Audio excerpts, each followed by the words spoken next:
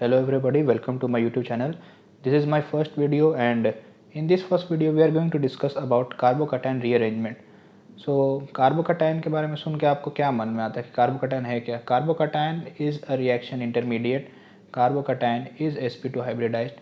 Carbocation is electron deficient. Carbocation is stabilized by electron donating effects.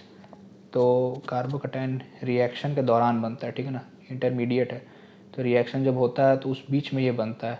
हम लोग पढ़ेंगे इसको कि क्यों बनता है और इसका इम्पोर्टेंस ये है कि ये SN1 रिएक्शन और E1 रिएक्शन के RDS स्टेप के दौरान ये इंटरमीडिएट बनता है.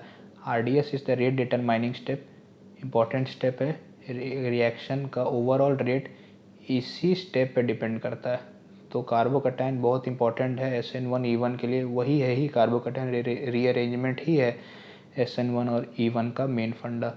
तो हम लोग इसको कार्बोकैटायन को पढ़ते हैं. Carbocation is sp2 hybridised. sp2 hybridised है क्योंकि इसके पास 3 सिग्मा बॉन्ड्स है. 3 sigma bonds 1 2 3 is sp2 hybridized. 2 sigma bonds sp. 4 sigma bonds sp3. Methane sp3 है. एक हट गया सिग्मा बॉन्ड तो कार्बोकैटायन बन जाता है और वो sp2 हाइब्रिडाइज्ड होता है, ठीक है. इलेक्ट्रॉन डिफिशिएंट स्पीसी है, कैटायन है, पॉजिटिव चार्ज तो फिर इलेक्ट्रॉन डिफिशिएंट स्पीसीज़ है, ठीक है. ये तो पतना तो बेसिक है. तो पॉजिटिव चार्ज को हम लोग स्टेबलाइज कैसे करेंगे? उसके पास इलेक्ट्रॉन नहीं है तो उसको इलेक्ट्रॉन देंगे. तो इलेक्ट्रॉन देता है electron donating groups. Electron donating groups कौन कौन है? जो +M शो करें, जो +R शो करें, जो +H शो करें, जो +I शो करें. मीजोमेरिक रेजोनेंस, हाइपर कॉन्जुगेशन और इंडक्टिव इफेक्ट. ये है, क्या बोलते हैं इसको, ऑर्डर भी है. इन कौन ज़्यादा डोनेट करेगा? +M सबसे ज़्यादा करेगा, फिर +R करेगा, फिर +H ग्रुप्स करेंगे, फिर +I ग्रुप्स. ये ऑर्डर है. तो सबसे ज़्यादा स्टेबिलिटी हम लोग को +M ग्रुप्स ही प्रोवाइड करेंगे. हम लोग का कार्बोकैटायन रीअरेंजमेंट कराने का काम है स्टेबिलिटी प्राप्त करना. स्टेबिलिटी गेन करने के लिए हम लोग रीअरेंजमेंट कराते हैं. रीअरेंजमेंट करा के स्टेबिलिटी गेन होना चाहिए. स्टेबिलिटी गेन कौन कराता है? ये इलेक्ट्रॉन डोनेटिंग ग्रुप्स ही कराते हैं. +M +H +R ये सब. तो कार्बोकैटायन रीअरेंजमेंट करते कैसे हम लोग? कार्बोकैटायन रीअरेंजमेंट होता है, ठीक है, हम लोग को करना होता है. स्टेबिलिटी चाहिए, RDS है, ये वो सब समझ गए हम लोग. लेकिन कार्बोकैटायन रीअरेंजमेंट करते कैसे हैं? तो कार्बोकैटायन रीअरेंजमेंट के लिए हम लोग बस एडजेसेंट शिफ्टिंग ही कर सकते हैं. 1 2 शिफ्टिंग. तो कार्बन 1 और कार्बन 2 के बीच में जो कोई ग्रुप है वो माइग्रेट करेगा, ओके, और कार्बोकैटायन उसके जगह पहुंच जाएगा. ग्रुप माइग्रेट किया और कार्बोकैटायन वहाँ पे फॉर्म हो गया. यही फंडा है, ठीक है. तो आगे आगे और समझ में आएगा. तो 1 2 शिफ्टिंग ही अलाउड है, ये याद रखना है. ऐसे नहीं कि कोई भी ग्रुप उठा के कहीं भी लगा दे, वैसे नहीं चलने वाला. तो हम लोग फिर पढ़ते हैं कि ऑर्डर क्या है. जैसे ग्रुप्स माइग्रेट करेंगे, ये हम लोग समझ गए 1 2 शिफ्टिंग है. तो ग्रुप्स कोई ग्रुप्स जल्दी माइग्रेट करते हैं, कोई थोड़ा लेट से करते हैं. तो कौन से ग्रुप जल्दी माइग्रेट करते हैं? यहाँ पे दिया हुआ है +H, नहीं ये hydrogen, sorry, hydrogen aryl alkyl. Hydrogen जहाँ भी है, हाइड्रोजन सबसे पहले माइग्रेट करता है. ये याद रखना है एकदम. हाइड्रोजन है तो भाई सबसे पहले माइग्रेट करा दो उसको. बाकी सब सोचना ही नहीं है कुछ. फिर अराइल ग्रुप्स यानी फिनाइल वगैरह सब. अराइल के बाद आते हैं अल्काइल. अल्काइल में एक वेरिएशन है, मतलब का सब कैटेगरी एक तरह से, कि 3 डिग्री अल्काइल ज़्यादा जल्दी माइग्रेट करेंगे 2 डिग्री अल्काइल ग्रुप्स के कंपेरिजन में, और 2 डिग्री अल्काइल ग्रुप्स ज़्यादा जल्दी माइग्रेट करेंगे 1 डिग्री के कंपेरिजन में. 1 डिग्री मिथाइल से जल्दी माइग्रेट करेगा. तो 1 डिग्री चेन अल्काइल. तो अल्काइल ग्रुप्स में जितना ज़्यादा बल्कि ग्रुप होगा वो उतना जल्दी माइग्रेट करेगा, ये याद रखने के लिए. तो 3 degree 2 degree 1 degree CH3. Overall क्या हुआ? हाइड्रोजन है सबसे पहले माइग्रेट. हाइड्रोजन नहीं है तो फिर देखते हैं अराइल ग्रुप है, समझे, ऑर्डर में H, फिर अराइल. अराइल नहीं है तो फिर अल्काइल में देखते हैं बल्कि कौन है.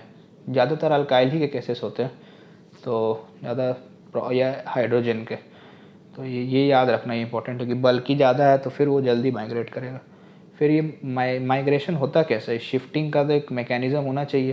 तो यही मैकेनिज़्म यहाँ पे दिया. वही मैकेनिज़्म कोई ख़ास काम का नहीं है, इसको हर बार नहीं करना है, ये बस एक माइंड में रखने के लिए. तो यहाँ पे C1 कार्बन और C2 कार्बन है. तो C2 कार्बन पे ये पॉजिटिव चार्ज है, पॉजिटिव चार्ज है.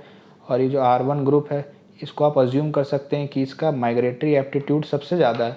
तो ये इसके साथ इंटरेक्ट कर रहा है, ये ग्रुप R1 इसके साथ इंटरेक्ट कर रहा है क्योंकि ये पॉजिटिव चार्ज है, तो इसके पास कुछ इलेक्ट्रॉन्स होंगे तो इससे इंटरेक्शन हो गई.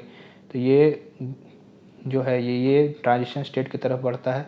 ट्रांजिशन स्टेट में जो C1 कार्बन और R1 का बॉन्ड है ये टूट रहा है, देखिए, और जो R1 और C2 का बॉन्ड है ये बन रहा है। तो ये आपको याद रखने का ट्रांजिशन स्टेट में कि ये बॉन्ड टूटता है, ये बॉन्ड बनता है, और फाइनली ये बॉन्ड पूरी तरह से टूट जाता है ट्रांजिशन स्टेट के बाद। यहाँ पे पॉजिटिव चार्ज आ जाता है क्योंकि ये बॉन्ड तो पूरा टूट गया। तो यहाँ पे क्या हो गया, 1 2 3 3 बॉन्ड्स, sp2 पॉजिटिव चार्ज, और ये R1 है ये यहाँ पे पहुँच गया, ये R1 यहाँ पे पहुँच गया। तो फाइनली आपको ये मिलता है, कार्बोकैटायन यहाँ से यहाँ चल गया। कार्बोकैटायन शिफ्टिंग जब भी कराएंगे हम लोग ऑलवेज ये याद रखने के लिए, ये याद रखना है कि हम लोग इसका स्टेबिलिटी चेक करेंगे। जब भी शिफ्टिंग करेंगे स्टेबिलिटी चेक करेंगे कि स्टेबिलिटी बढ़ रही है या नहीं बढ़ रही है। ऐसे हम लोग नहीं कर सकते 1-2 शिफ्टिंग, जितना मन किया करते जा रहे हैं। हम लोग को मोस्ट स्टेबल कार्बोकैटायन बनाना है। जब भी SN1 E1 ये सब आएंगे, जहाँ भी ज़रूरत होगी वहाँ पे हम लोग को मोस्ट स्टेबल कार्बोकैटायन ही बनाना है। स्टेबिलिटी इंपॉर्टेंट है याद रखने के लिए। तो GOC का यहाँ सारा फंडा एप्लीकेबल है, +M+R ये सब। हम लोग को ग्रुप वहाँ पॉजिटिव चार्ज कार्बोकैटायन का वहाँ पहुँचाना जहाँ पे ये इफ़ेक्ट्स लग सकें, ठीक है ना। तो यहाँ पे हम लोग अज्यूम किया, जैसे बोले भी हम शायद पहले, कि R1 का माइग्रेटरी एप्टीट्यूड सबसे ज़्यादा है, R1 सबसे जल्दी माइग्रेट करेगा। R1 को आप ऐसे भी सोच सकते हैं कि R1 हाइड्रोजन है, जैसे एग्जांपल के लिए R1 को जनरल ग्रुप है तो इसको आप हाइड्रोजन भी समझ सकते हैं। फिर R2 को आप मान लीजिए मिथाइल है, ये अराइल है, ये सब, तो R1 का सबसे ज़्यादा होगा। R1 माइग्रेट कट गया, फिर आपका ये हो गया। सब मैकेनिज़्म ऐसे माइंड में रखने के लिए, ये एग्ज़ाम में इतना लिखने का टाइम होता नहीं है। एग्ज़ाम में हम लोग को क्वेश्चंस बनाने हैं, जैसे हम लोग यहाँ पे भी डिस्कस करेंगे। पहला क्वेश्चन है, ये पहला क्वेश्चन ऐसी बेसिक है, इसका कोई उतना यूज़ नहीं है, तो देखते हैं हम लोग। देखिए यहाँ पे पॉजिटिव चार्ज है, यहाँ पे एडजेसेंट कार्बन पे 3 ग्रुप है, तीनों आइडेंटिकल है, तो कोई हम लोग को सोचने का ज़रूरत नहीं है। हम लोग इसको यहाँ से हटा के ऐसे सोच सकते हैं, ये एक शॉर्टकट टाइप से, क्योंकि उतना तो टाइम होता नहीं, तो इसको हटा देंगे और इसको यहाँ पे चिपका देंगे। इसको उखाड़ के यहाँ पे चिपका दिए, तो इसको अगर हटा दीजिएगा तो यहाँ पे देखिए पॉजिटिव चार्ज आ जाना चाहिए, ठीक है ना, क्योंकि 3 ही ग्रुप, 3 ही बॉन्ड बचे, 4 थे, 3 ही बचे, 1 2 एंड 3, तो ये यहाँ आ गया, यहाँ पे 4 बॉन्ड हो गए, यहाँ 3 बचे, ये पॉजिटिव चार्ज आ गया यहाँ पे। लेकिन यहाँ पे देखिए कोई फ़ायदा नहीं हुआ, ऐसे ये एक एग्जाम्पल था बस, लेकिन यहाँ पे कोई फ़ायदा नहीं हुआ, सेम ही तो रहा स्ट्रक्चर। यहाँ पे फ़ायदा होता है, यहाँ देखिए यहाँ पे 2 डिग्री कार्बोकैटायन है और इसके अल्फ़ा हाइड्रोजन भी 3 ही है, 1 2 एंड 3, ठीक है, 1 2 एंड 3 अल्फ़ा हाइड्रोजन है। यहाँ पे तो कोई अल्फ़ा हाइड्रोजन है नहीं, तो यहाँ से 3 है। अब ये देखिए, ये भी सोच सकते हैं कि 2 डिग्री है, 2 से 3 में कन्वर्ट हो सकता है। यहाँ पे देखिए 3 में कन्वर्ट हो सकता है। अगर यहाँ पे कार्बोकैटायन यहाँ से यहाँ आ जाए तो 3 डिग्री हो जाएगा। लेकिन हम लोग 2 डिग्री 3 डिग्री करके याद नहीं करेंगे, हम लोग स्टेबिलिटी देखेंगे।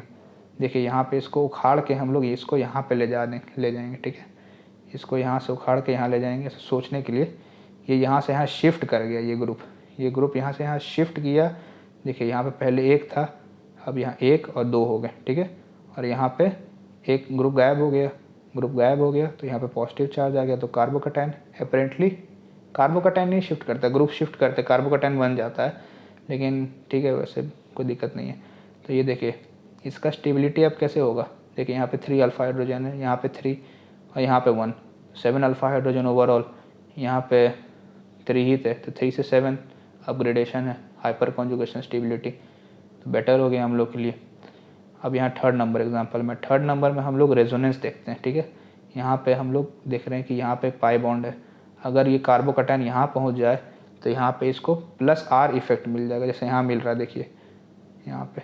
लेकिन ऐसे यहाँ पे क्या है, यहाँ पे सिर्फ -I है, लेकिन यहाँ से यहाँ आ जाए तो -I है और +R भी है, तो +R तो ऑब्वियसली ज़्यादा डोमिनेटिंग है -I से, तो ओवरऑल क्या हो जाएगा, ये स्टेबल हो जाएगा।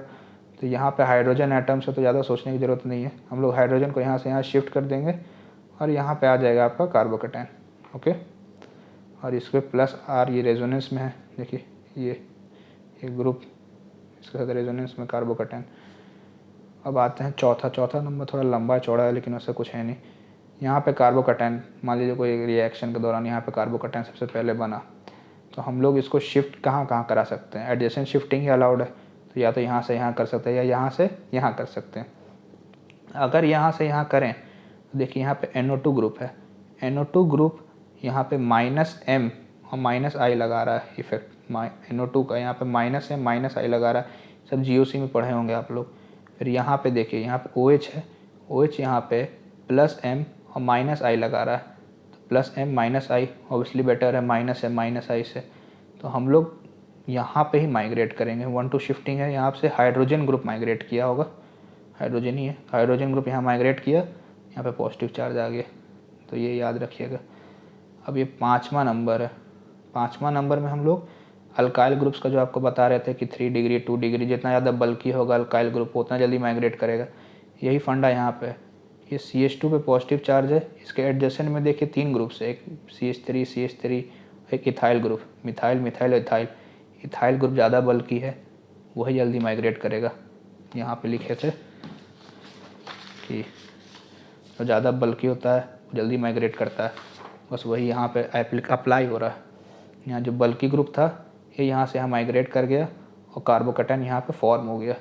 तो यहाँ पे आप देख सकते हैं कि पहले यहाँ पे कोई भी अल्फ़ा हाइड्रोजन नहीं था, अब यहाँ 3 3 और 2 कितना हो गए, 3 3 6 और 2 8, तो 8 अल्फ़ा हाइड्रोजन हो गए, तो स्टेबिलिटी इंक्रीज़ हो गई।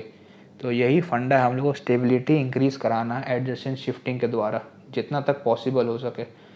तो उसके लिए आपको मेसोमेरिक देखना है, इलेक्ट्रॉन डोनेटिंग इफेक्ट जो भी है बेटर, वो आपको अप्लाई करनी GOC के फंडे लगा के।